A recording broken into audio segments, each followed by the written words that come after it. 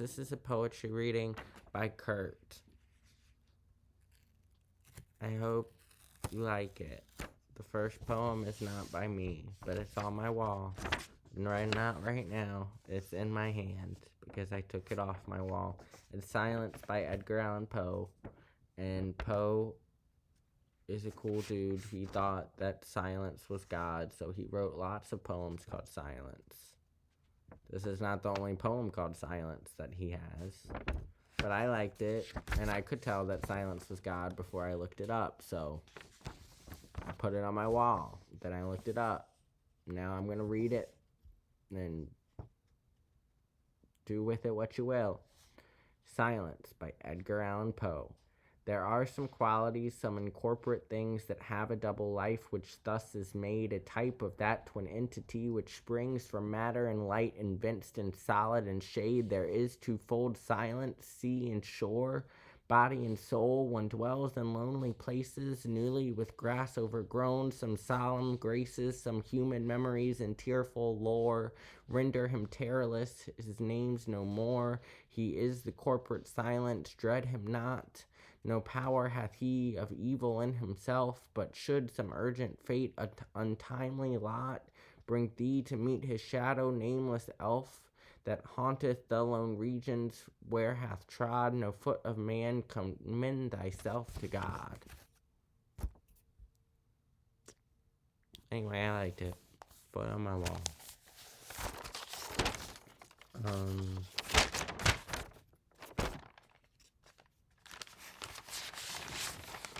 This is my poem called Suicide Soliloquy.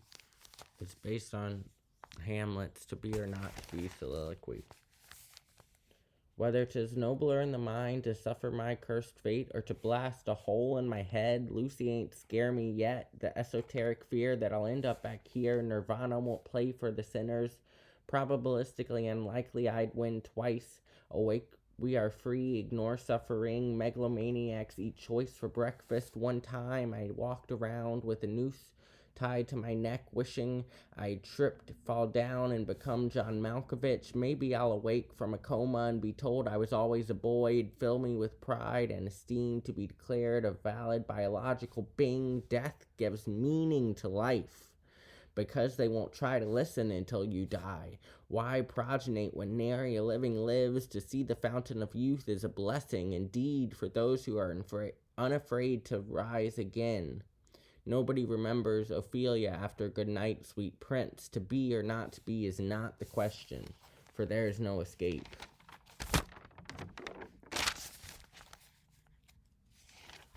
Anyway.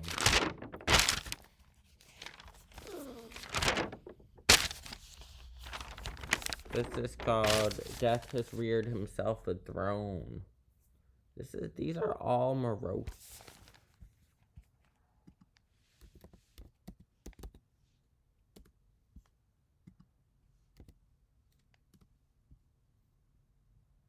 Morose is not the word I was looking for. Macabre.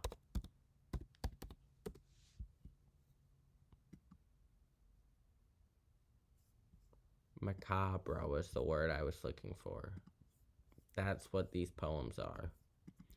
Anyway, I got the M right at first. Anyway, this is called Death Has Reared Himself a Throne. I think it's good that I'm reading Poe if I'm being macabre. I don't know if I'm saying that right, but I mean, you can sound it out. You know what I'm saying. It's right then. As long as a native English speaker does it, it's English. Linguistics, bitch. Death has reared himself a throne. I'll fly to the stars in their eyes when I die. How can you tell who I am once I die? By whether or not the agent tells lies. Translations are interpretations by other nexuses in space-time. Only I can tell the truth beyond my eyes and thine. Speaker from heaven, who am I? A singularity telescopically multiplied. If I were lying, I would cry an embarrassing tell. When I play poker, I convince myself of the opposite truth so I may lie. Rules are relative and I am high. And then this is a tiny poem. It's because Neil deGrasse Tyson put his tweets in his book. Like, literally just screenshotted tweets with, like, the amount of retweets and likes and stuff and put them in his book. And I thought it was really funny. And I was like, what if I had a book and just put screenshots of my tweets in there? And this is what it's like 4 lines. It's nothing big. But that's why I wrote it. Screenshotted tweets in a book. Imagine mine, nobody looked. Did he hit the numbers, y'all? Nah, boy, them numbers small.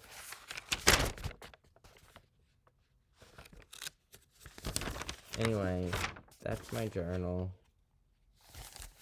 That's my poems I'm working on. I think I've read the rest of them on here already, so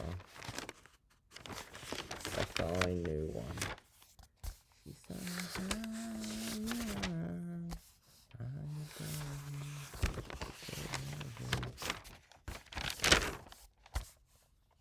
Yep, everything else has been read prior to today. I mean, I have random notes in here.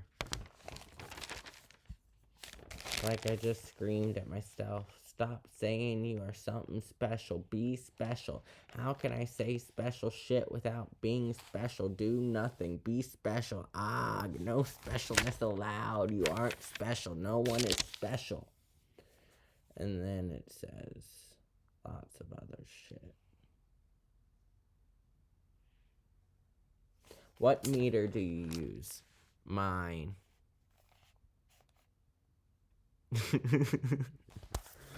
What? I'm just going on my own beat.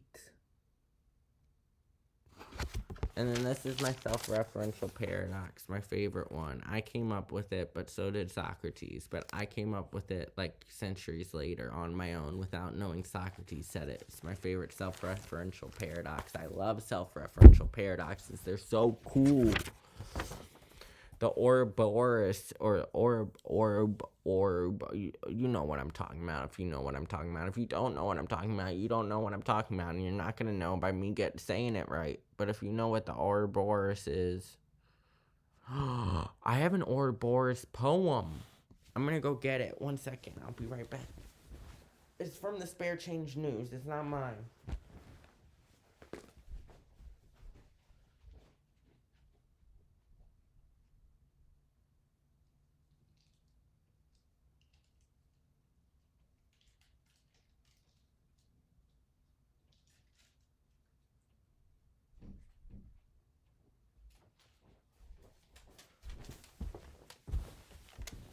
Ouroboros. God fuck. Poverty Ouroboros. I'm never gonna say it right. It's all the sounds that I'm bad at. I'm not good at speaking tonight. But I did a poetry reading, and I'm not good at speaking tonight. So I'm doing pretty good, guys. Poverty. I've said it the right way before, but it's basically a serpent that eats its own tail, and it's like the symbol for self-referential paradox. And like all the Greeks, when they were teaching about self-referential paradoxes, they used the Ouroboros. One time I was trying to say something. Anyway, it's not important. Ready for the poem? This is by, I don't have their name. I think it might have been anonymous, because normally the name's underneath the title. But if you're ever in Boston, buy Spare Change News. They're $2. Homeless people sell them. The people without a home. Normally I pay $20 for them, but they're only $2. And they have cool poetry in them. We eat our tails, constantly taking breaks, only to dress our other wounds. And that's about how poverty is a cycle that you can't get out of. Privilege is also a cycle that's hard to get out of.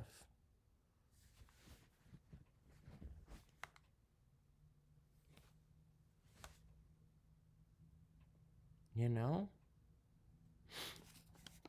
I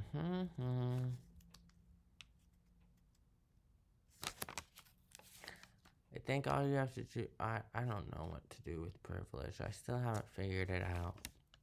I still don't know how to help people. I just give my money, but I should probably give my time, but I can't talk to people. I'm really bad at it nowadays. I used to be good at, I'm not socially awkward. I'm not. I'm just I just get really anxious and I can't even initiate conversation with people. But once I initiate conversation with people, I can do it. I'm just always like, for text messages, I'm afraid they're going to say something nasty to me, so I won't look at the message, and then that's how I don't talk to people, because sometimes I'll reach out and then I won't even look at what they said because it scares me. Anyway, that's my problem with talking to people. But it's okay. I'm like fine. I'm writing poetry. I'm reading lots. I'm playing Spider-Man video games. I don't like to play. I don't like to play video games, but I have a PS5 and all I do is play Spider-Man on it because I want to be Spider-Man. That's like if I could add someone else to my ego list that's fictional, that I built my ego off of, definitely Spider-Man. He's in love with Mary Jane. He's a nerd. Spider-Man. I've been in love with Spider-Man since I was a kid. I always make my parents watch Spider-Man movies with me because they really like to watch television. I don't like to watch television, but I'll always watch Spider-Man. Spider-Man. Spider-Man. I like Iron Man too, but not as much as Spider-Man. I like Batman too. I got a Batman on my foot. I also have $420 billion on my foot. So if anyone asks, I'm a billionaire by the definition of having $1 billion, because I do have $1 billion, in parentheses tattooed on my foot. $420 billion, exactly. It's actually 420 times 10 to the 9. But it's on my foot. I have a tattoo sock. My dick's on there too. This is my dick. I have it. This is my $420 billion. I have it. This is my cookie. Harvey Milk is a milk carton. And my Batman, because I'm bat. And then batshit crazy. That's what I am. And this is the symbol for the hostel in Mexico that I stayed at, where I tripped for the first time and realized I was a trans man. And that's just a rainbow. The circle in the middle is because everything always comes full circle. I've already showed off my tattoo sock on this channel. If you want to know more about it, you can look at the video that says my bottom surgery, because that was my bottom surgery. I got it done in Nashville, Tennessee. Anyway, this isn't where we need to go. We've already gone where we need to go. I'm very proud of myself. I tried to read those poems like 5 times tonight, and it took a long time to get it right. But if you keep on persevering, you can do anything. That's what my mama tells me. I'm just a country hick from the middle of nowhere. I'm nothing special. Just kidding. I'm not from the middle of nowhere. I'm from the capital of a state. But I am a country bumpkin. I like my country accent. You know why? Because then people think I'm stupid. People used to think I was stupid because I had such a thick drawl and I talk so slow. And when I went up north, because I went to school up north, and because I was a flaming queer, and anyway, I like having a country accent. I don't know if I have as thick of a country accent anymore. Like, my mama definitely got a country accent. Way thicker than mine. But I like my accent. It makes me happy. I didn't like it until I took sociolinguistics.